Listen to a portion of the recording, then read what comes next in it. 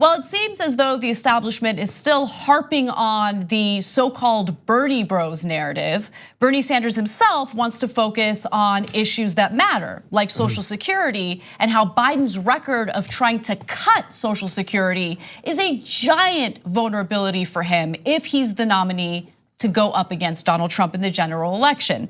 According to Common Dream, Senator Bernie Sanders argued Trump's promise makes clear that Democrats must nominate a 2020 candidate that has a constant record of defending Social Security, not Joe Biden. Okay, and so let me just remind you that Trump himself, not a warrior for Social Security. In fact, recently during a town hall, he said this. This would be a focus of a second term? Oh, absolutely. But when the trade deals kick in, now again, we were disturbed by what's going on with the virus, but that's going to be fine, and everybody, it's going to be fine. But that was a disturbance. But I will say this: when these trade deals kick in, and when the economy is the best economy we've ever had. It's nothing compared to what it's going to be when the trade deals kick in. But if you don't cut something in entitlements, you'll never really deal with the debt. We'll be cutting, but we're also going to have growth like you've never had before. So understand that Trump is in favor of cutting programs like Social Security. And that is a perfect thing to attack Trump on when you're debating him, right? But can you really attack him if you've tried to cut Social Security yourself? And that's what Biden's record indicates. Faz Shakir, Sanders' campaign manager, was quoted as saying, Trump tonight sent a warning shot to our party. If we nominate a candidate like Joe Biden, who has repeatedly tried to cut Social Security and pushed disastrous trade deals, Trump will exploit that vulnerability in an effort to obscure his own record. You wanna know who hasn't tried to cut Social Security? This guy. Give you more context. This is a new ad that the Sanders campaign has put out to really highlight the reality of Joe Biden's record versus Bernie's record when it comes to entitlement spending. We have a deficit.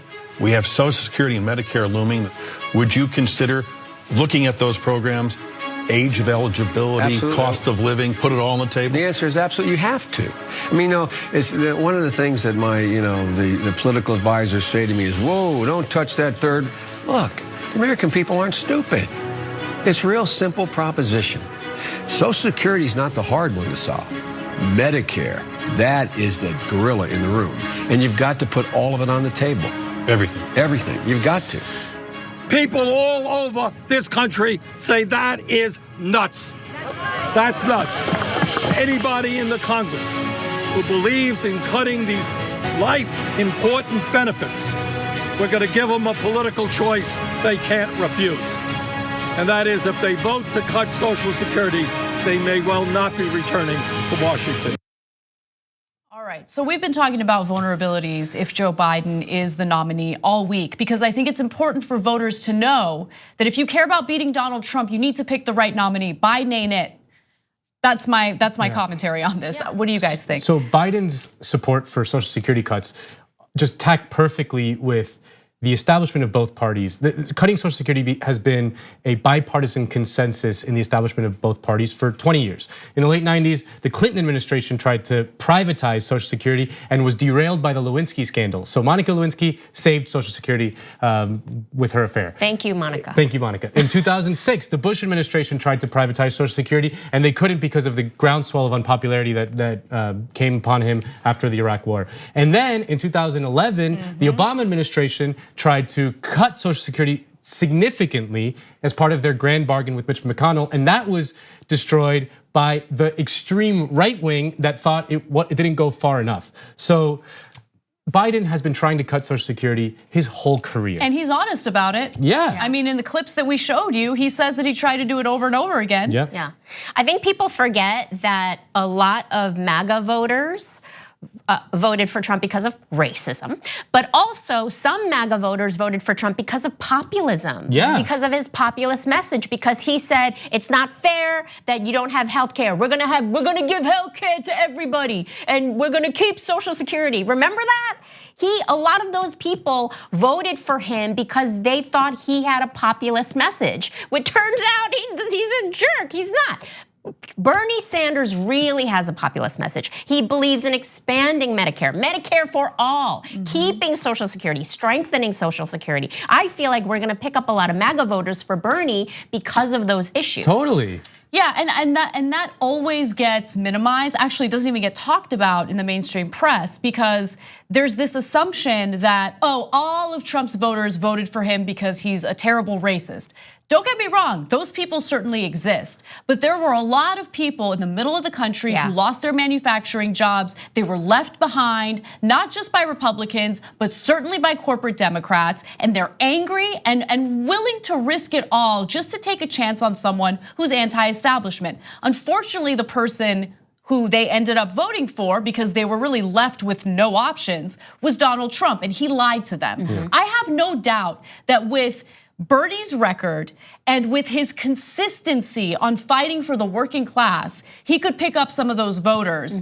And for all of those people on the left, right, on the left, Democrats who say that Bernie has no shot, based on what? What are you basing that on?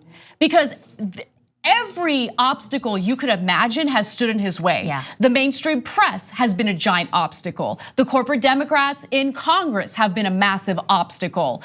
Voter suppression has been a massive obstacle. And despite all of those issues standing in his way, he has been able to not only persist, but rise in the polls to the point where he is one of the front runners, right? And so at this late juncture, we need to ask ourselves, are we willing to risk it all on a candidate who 100% I would bet all the money I have that he would lose against Donald Trump?